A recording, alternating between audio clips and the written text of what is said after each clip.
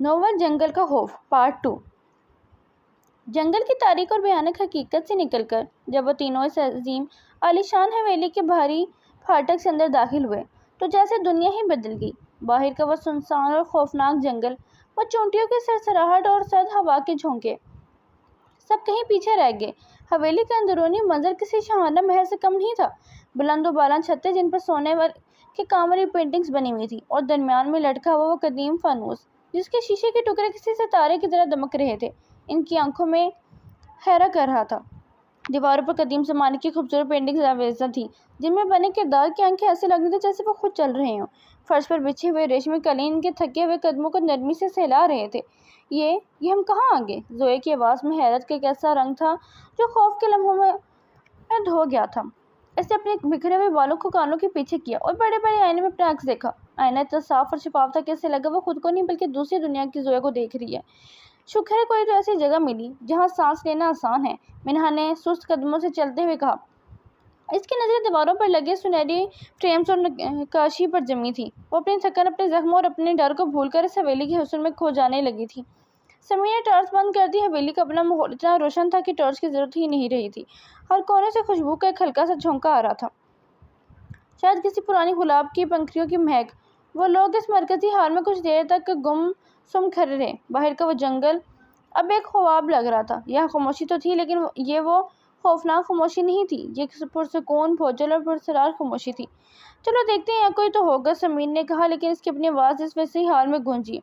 وہ آگے بڑھ گئے۔ ہر کمرہ، ہر کوریڈور کسی جادوئی کہانی کا عکس لگ رہا تھا۔ حویلی میں جگہ جگہ خوبصورت مجسمے رکھے ہوئے تھے جو اتنے حقیقی لگ رہے تھے کہ لگتا تھا وہ بھی پلک کے چپکائیں گے۔ زویا نے ایک مجسمے کو چھو کر دیکھا تو اسے احساس ہوا کہ وہ سنگ مرمر کا نہیں بلکہ کسی ایسی دھات کا بنا ہے جو چھونے میں انسان کی جلد جتنا گرم محسوس ہوتا ہے۔ مجھے تو لگتا ہے یہ کوئی پرانا شاہی محل ہے، زویا نے مسکراتے ہوئے کہا۔ اس کی آواز میں وہی پرانی بے فکری لوٹ آئی تھی۔ منہا خاموش تھی۔ وہ ایک بہت بڑے آئینے کے پاس جا کر رک گئی۔ وہ آئینہ حویلی کی پوری دیوار پر محیط تھا۔ اس نے اپنے عکس کو غور سے دیکھا۔ عکس میں اس کے پیچھے والی دیوار کا منظر بھی نظر آ رہا تھا۔ اچانک اسے لگا جیسے آئینے میں نظر آنے والے اس بڑے فانوس کے نیچے ایک لمحے کے لیے کسی کے چلنے کا سایہ نمودار ہوا ہے۔ اس نے فوراً مڑ کر پیچھے دیکھا، وہاں کوئی نہیں تھا، صرف وہی خاموش پرتعیش ہال اور فانوس کی ہلتی ہوئی روشنی تھی۔ اس نے دوبارہ آئینے میں دیکھا، وہاں کوئی نہیں تھا۔ منہا کیا ہوا؟ سمیر نے پوچھا۔ کچھ نہیں، بس بہت خوبصورت ہے یہ جگہ، منہا نے جھوٹ بولا، لیکن اس کے دل کی دھڑکن ایک بار پھر تیز ہو گئی تھی۔ اگلے چند گھنٹے ان کے لیے ایک عیش و آرام کا تجربہ بن گئے۔ انہیں ایک کمرے میں کھانے کی میز سجی ہوئی ملی جس پر تازہ پھل، مہکتے ہوئے مشروبات اور ایسا کھانا رکھا تھا جیسے ابھی کسی نے اسے تیار کیا ہو۔ وہ بھوکے تھے، تھکے ہوئے تھے، اور اس شاہانہ ماحول نے ان کی حسیات کو سن کر دیا تھا۔ انہوں نے پیٹ بھر کر کھایا، نرم بستروں پر لیٹے، اور ایسا لگا جیسے ان کا سارا خوف، سارا درد اور جنگل کی وہ ساری ہولناکی ایک درد کی دور کی بات بن گئی ہے۔ لیکن جیسے جیسے رات گہری ہوتی گئی، ایک عجیب بات سامنے آئی۔ سمیر نے جب حویلی کا مرکزی دروازہ کھولنے کی کوشش کی تاکہ باہر کا موسم دیکھ سکے تو وہ نہیں کھلا۔ اس نے زور لگایا، لیکن دروازہ جیسے دیوار کا ہی حصہ بن چکا ہو۔ پھر زویا نے کچن کی کھڑکی کھولنے کی کوشش کی، لیکن وہ بھی جام تھی۔ یہ سب بند کیوں ہے؟ سمیر نے حیرانی سے کہا۔ شاید حفاظتی وجوہات کی بنا پر، زویا نے کندھے اچکائے۔ ابھی بھی اس عیش و آرام سے باہر نکلنے کی کوئی جلدی نہیں تھی۔ اگلے دن جب طلوع ہوا تو حویلی کے اندر کا ماحول پہلے سے بھی زیادہ پرکشش تھا۔ کھڑکیوں سے چھن کر آنے والی دھوپ قالینوں پر رنگ بکھیر رہی تھی، لیکن وہ تینوں اس بات سے انجان تھے کہ حویلی کے آئینے بدل رہے تھے۔ منہا نے صبح اٹھ کر آئینے میں دیکھا تو اس کے عکس کے پیچھے والی پینٹنگ بدل چکی تھی۔ کل تک وہاں ایک پھولوں کی تصویر تھی، اور آج وہاں ایک ایسے شخص کی تصویر تھی جس کے چہرے پر کوئی نقش نہیں تھا۔ اس کی چیخ نکلتے نکلتے رہ گئی۔ اس نے آنکھیں ملی تو پینٹنگ پھر سے پھولوں والی تھی۔ حویلی خوبصورت تھی، بہت خوبصورت، لیکن وہ ان کے لیے ایک سونے کا پنجرہ بن چکی تھی۔ وہ اس محل کے اندر قید ہو چکے تھے، اور اس محل کا ہر آئینہ، ہر دیوار، ہر گوشہ اب ان پر نظر رکھے ہوا تھا۔ خاموشی اب سکون نہیں تھی، وہ ایک گہری سازش تھی۔ اب ان کی نظروں کے سامنے وہی پرتعیش ماحول تھا، لیکن آئینے میں نظر آنے والی وہ سچائی انہیں آہستہ سا پاگل کر رہی تھی۔ وہ نہیں جانتے تھے کہ یہاں سے نکلنے کا کوئی راستہ ہے نہیں، اور جو کچھ وہ کھا رہے ہیں اور جو بستر استعمال کر رہے ہیں، وہ سب اس حویلی کا ایک ایسا جال ہے جس میں وہ پھنس چکے ہیں۔ جنگل کا ڈر تو صرف ایک شروعات تھی، اصل خوف تو اس خوبصورت حویلی کے شیشوں کے پیچھے چھپا تھا جو انہیں دیکھ رہا تھا، پرکھ رہا تھا، اور شاید انہیں اپنے اندر جذب کرنے کی تیاری کر رہا تھا۔ حویلی کے حال میں سناٹا تھا۔ آئینے کے پیچھے چھپا وہ وحشت ناک وجود اپنے سرخ آنکھوں سے انہیں دیکھ رہا تھا اور بڑبڑایا، جتنا آرام کر لو گے اتنا ہی موت کا ذائقہ کڑوا لگے گا۔ دوسری طرف صوفے پر سمیر، منہا اور زویا بیٹھے تھے۔ تینوں خوف اور تھکن سے نڈھال تھے۔ سمیر نے ہمت کر کے منہا کی طرف دیکھا۔ اس کی آنکھوں میں ایک عجیب سی گھبراہٹ اور بے چینی تھی۔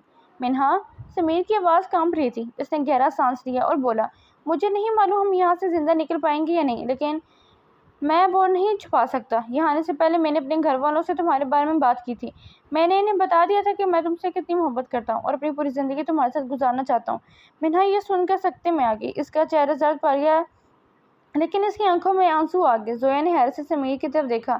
اسے اندازہ نہیں تھا کہ سمیر ایسی صورتحال میں یہ سب کہے گا۔ تم یہ سب اب کیوں کہہ رہے ہو سمیر؟ منہا نے دبی آواز میں پوچھا۔ سمیر نے جھنجھلا کر سر ہلایا۔ کیونکہ مجھے ڈر ہے کہ اگر ہم لوگ یہاں سے نہ نکل سکے تو شاید تمہیں کبھی کہنے کا موقع نہیں ملے۔ مجھے لگا کہ کم سے کم تمہیں سچ پتہ ہونا چاہیے۔ زویا، جو صورتحال کی سنگینی کو دیکھ کر تلملا اٹھی تھی، اٹھ کھڑی ہوئی۔ اس کا چہرہ غصے اور پریشانی سے لال تھا۔ کیا مصیبت ہے؟ ہمارا دوست عادل غائب ہے۔ ہم موت کے منہ میں کھڑے ہیں اور تم یہاں اپنی پرپوزل کی باتیں کر رہے ہو۔ دماغ ٹھکانے ہے تمہارا؟ ہمیں یہاں سے نکلنے کا راستہ ڈھونڈنا چاہیے، نہ کہ یہ سب کرنا چاہیے۔ سمیر شرمندہ ہو کر رہ گیا۔ اس نے سر جھکا لیا۔ منہا بھی خاموش ہو گئی۔ اس کے دل میں اب بھی خوف اور دکھ کی ایک لہر دوڑ گئی۔ چلو، زویا نے غصے سے کہا، یہاں بیٹھ کر تو کچھ نہیں ہونے والا۔ چلو دیکھتے ہیں اس حویلی میں ہے کیا۔ وہ تینوں اٹھ کر لائبریری کی طرف بڑھی۔ لائبریری بہت بڑی اور پرانی تھی۔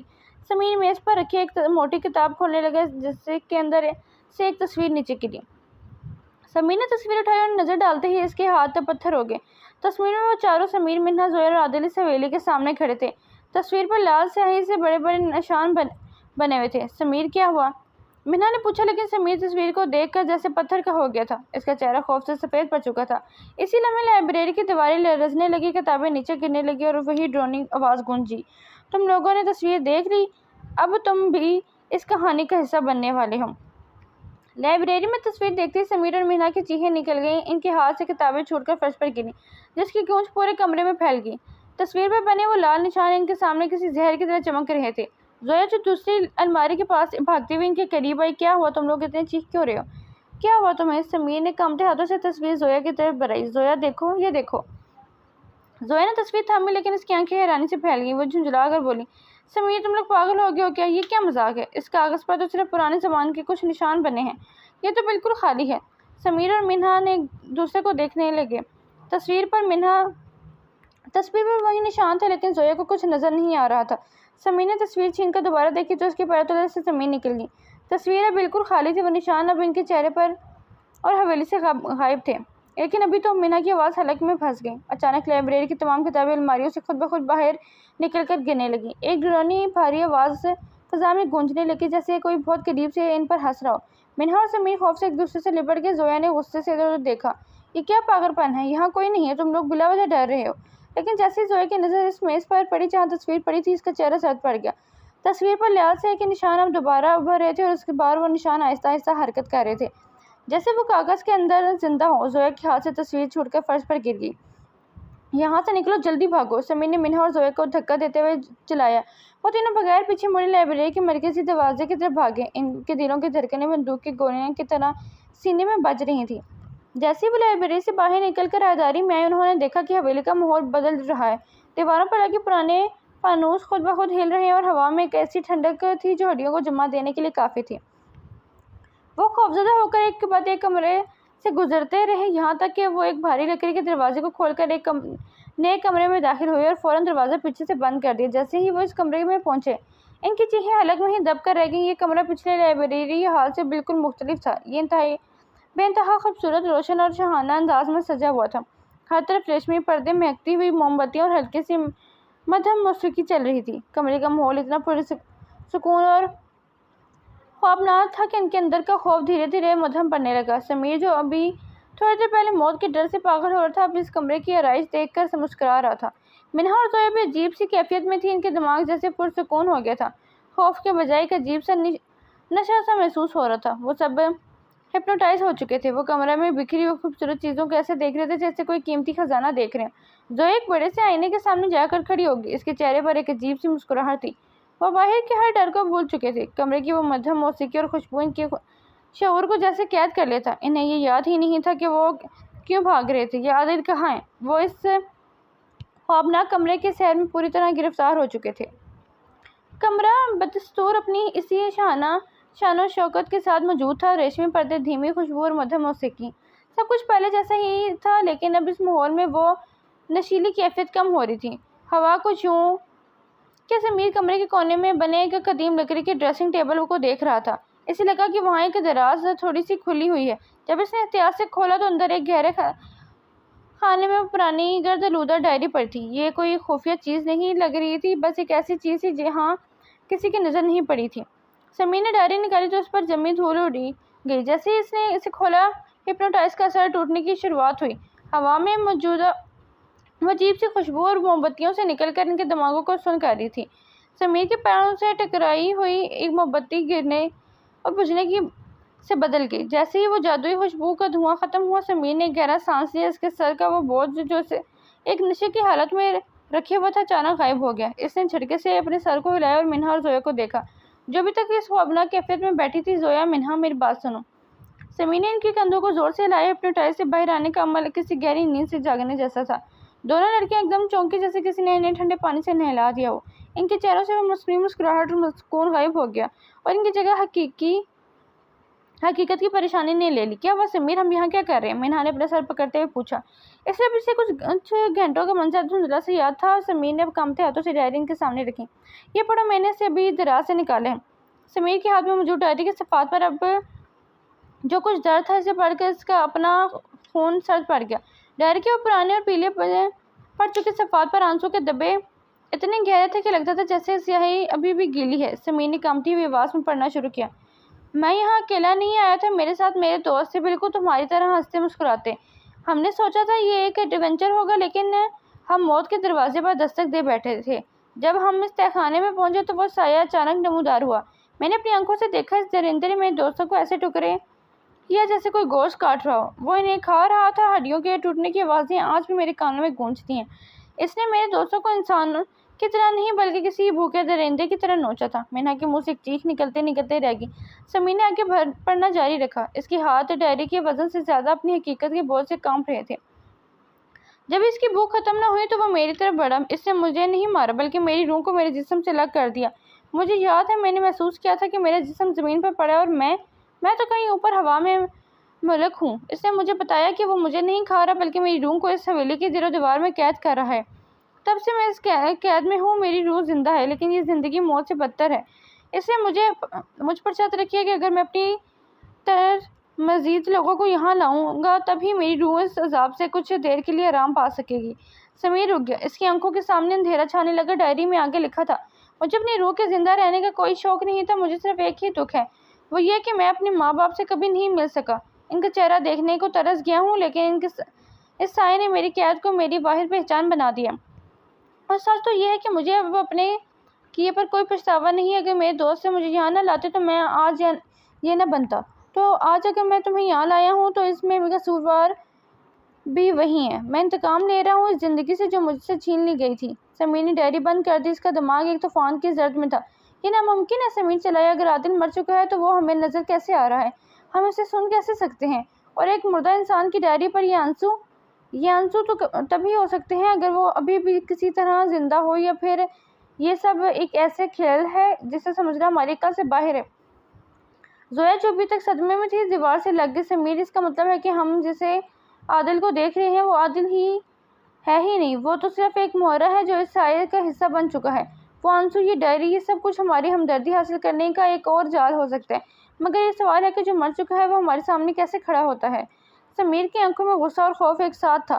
اس نے ٹور سے کمرے کے کونے میں ہمارے جہاں سے عادل کی آواز آئی تھی۔ وہاں کوئی نہیں تھا، صرف دیواروں پر پرانے نشانات تھے۔ ہم نے اس کی آواز سنی، ہم نے اسے چھوا، ہم نے اس کے ساتھ وقت گزارا۔ اگر وہ بھوت ہے تو بھوت کے آنسو کیسے ہو سکتے ہیں؟ سمیر نے خود سے سوال کیا۔ کچھ تو ہے جو ہم سے چھپا ہوا ہے، یہ سایہ، یہ حویلی، یہ عادل، یہ سب کوئی ایک چیز نہیں ہے بلکہ ایک پورا نظام ہے جو ہمیں ہپنوٹائز کرنے کے بجائے ہماری عقل پر ہی قابض کر رہا ہے۔ کمرے میں موجود ہر چیز اب انہیں ایک سوالیہ نشان لگ رہی تھی۔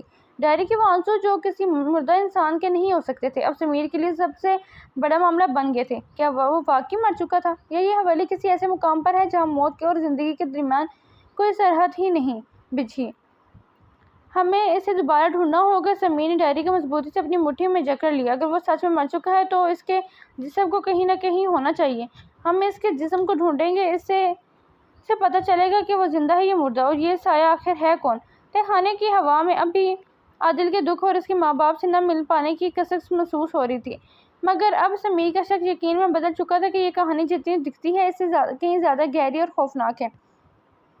سمیر، منہا اور زویا تہہ خانے کے اس ڈراؤنے سناٹے میں کھڑے تھے، مگر اب ان کی آنکھوں میں خوف کے بجائے ایک ٹھنڈا عزم تھا۔ سمیر نے ٹارچ کی روشنی کو عادل کی ڈائری پر مرکوز کیا اور اپنی آواز کو دھیمے کرتے ہوئے بولا، یہ ہپنوٹائز کا جال صرف تب تک کام کرتا ہے جب تک ہم اس کے اشاروں پر ناچتے ہیں۔ سمیر نے ان چیزوں کی فہرست گنوائی جو انہیں اس کیفیت میں مبتلا کر رہے تھے۔ شیشہ، جب بھی منہا شیشے میں دیکھتی ہے اسے اپنے پیچھے دیوار ہلتی محسوس ہوتی ہے، یہ وہم کا پہلا دروازہ ہے۔ دوسرا، وہ تصویر، جب بھی ہم اس تصویر کو دیکھتے ہیں ہمارا دماغ ہمیں وہ دکھاتا ہے جو ہم نے کبھی دیکھا ہی نہیں۔ اور تیسرا، وہ کھانا جو ہر صبح ہمیں یہاں ملتا ہے، وہ کھانا صرف خوراک نہیں ہے، اس میں کوئی ایسی چیز ملی ہوئی ہے جو ہمارے شعور کو سلا دیتی ہے۔ منہا نے لرزتے ہوئے اپنے بازو سے لائے۔ میں جب بھی آئینے میں دیکھتی ہوں لگتا ہے میرا عکس مجھ سے کچھ چھپانا چاہتا ہے۔ اب میں نے فیصلہ کر لیا، میں اس حویلی میں کسی بھی آئینے کے سامنے نہیں جاؤں گی۔ زویا نے اس بات میں سر ہلایا۔ ہمیں ان سب چیزوں سے بچنا ہوگا جن پر ہمیں شک ہے، نہ کھانا، نہ شیشہ اور نہ ہی وہ پرانی تصویریں۔ اب ہم صرف اپنی عقل اور اس ٹارچ کی روشنی پر بھروسہ کریں گے۔ ہم اس حویلی کے کونے کونے کی تلاشی لیں گے جب تک ہم اس سچ تک نہیں پہنچ جاتے جو عادل کی اس ڈائری کے پیچھے چھپا ہے۔ انہوں نے ایک لمحہ ضائع نہیں کیا، وہ تیزی سے واپس اپنے کمرے کی طرف بھاگے جہاں ان کے بیگ پڑے تھے۔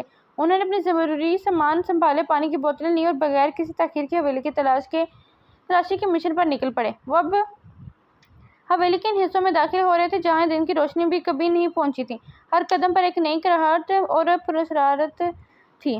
وہ ہر آئینے سے منہ پھیر کر گزرتے، ہر تصویر کو نظر انداز کرتے اور ان تمام چیزوں سے احتیاط برتنے جن سے انہیں ہپنوٹائز کیا گیا تھا۔ جیسے جیسے وہ حویلی کے مرکزی حصے سے دور اور رقبی کمروں کی طرف بڑھ رہے تھے، انہیں دیواریں کے اندر سے ہلکی ہلکی دھڑکنیں سنائی دینے لگیں۔ یہ دیواریں نہیں تھیں، یہ حویلی کا سینہ تھا جو کسی زندہ مخلوق کی طرح دھڑک رہا تھا۔ سمیر ایک بہت بڑے آہنی دروازے کے پاس رکا، اس پر عجیب سی علامت بنی ہوئی تھی جو خون کی طرح سرخ تھی۔ جیسے اس نے اپنی ٹارچ اس دروازے پر ڈالی، اس کے اندر سے کسی کے رونے کی آواز آئی۔ یہ آواز اتنی صاف تھی کہ انہیں لگا کوئی بالکل ان کے سامنے بیٹھا ہو۔ سمیر نے دروازے کا ہینڈل تھاما، اس کا دل اتنی تیزی سے دھڑک رہا تھا۔ اس نے منہا اور زویا کی طرف دیکھا جنہوں نے اپنے ہاتھ مضبوطی سے ایک دوسرے کے ہاتھ میں تھامے رکھے تھے۔ سمیر نے ایک گہرا سانس لیا اور وہ دروازہ دھکیل دیا، لیکن وہ دروازہ کھلتے ہی جو منظر ان کے سامنے تھا وہ ان کی سوچ سے باہر تھا۔ وہاں کوئی نہیں تھا مگر کمرے کے عین درمیان میں وہ تصویر رکھی تھی جو انہیں لائبریری میں دیکھی تھی۔ وہی چاروں دوست، وہی حویلی، مگر اس بار تصویر پر نشانات لال سیاہی سے نہیں بلکہ تازہ خون سے بنے ہوئے تھے جو ابھی بھی دیوار پر ٹپک رہے تھے۔ سمیر کی ٹارچ کی روشنی جب تصویر کے نیچے پڑی تو وہاں ایک نوٹ لکھا تھا جو ابھی بھی نم تھا۔ تم جس سچ کی تلاش میں نکلے ہو وہ تمہیں نہیں بلکہ وہ تمہیں تلاش کر رہا ہے، اور یاد رکھنا جو ایک بار اس حویلی کا سچ جان لیتا ہے وہ پھر کبھی باہر کی دنیا نہیں دیکھ پاتا۔ سمیر نے ٹارچ آگے بڑھائی تو اس کے ہاتھ سے ٹارچ چھوٹ کر گر گئی۔ کمرے کے دوسرے کونے سے اندھیرے میں سے ایک جوڑی سرخ آنکھیں ان کی طرف دیکھ رہی تھی، اور وہ آواز گونجی جو بالکل ان کے کانوں کے پاس تھی، تم لوگ بہت دیر سے آئے ہو، اب تو تصویر میں جگہ بھی ختم ہو چکی ہے۔